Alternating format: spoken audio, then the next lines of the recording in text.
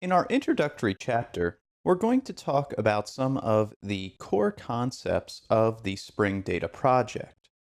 This chapter aims to lay the foundation that will guide you through the rest of the course.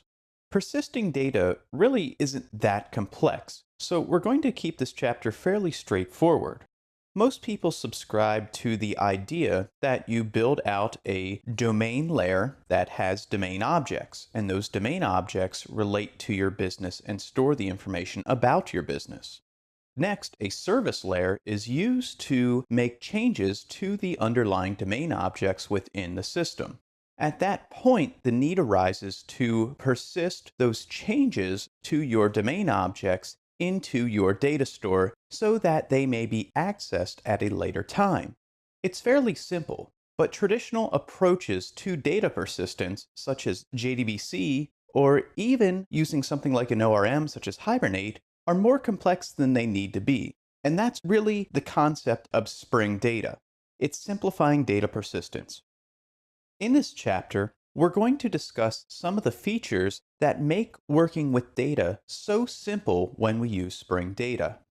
You'll see the benefits and advantages that you will receive as a developer when you choose to incorporate Spring Data into one of your projects.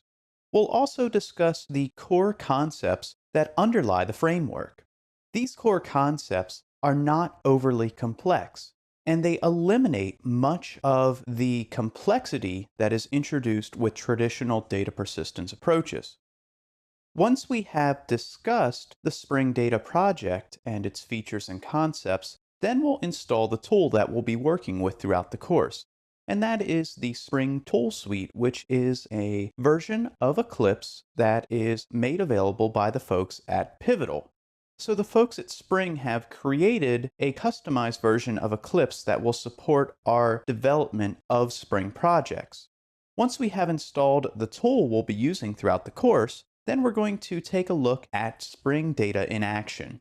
So we're going to just run through a small demonstration to see the different pieces of a Spring Data project, and we'll discuss how they work together in order to make our lives as developers much easier when it comes to data persistence.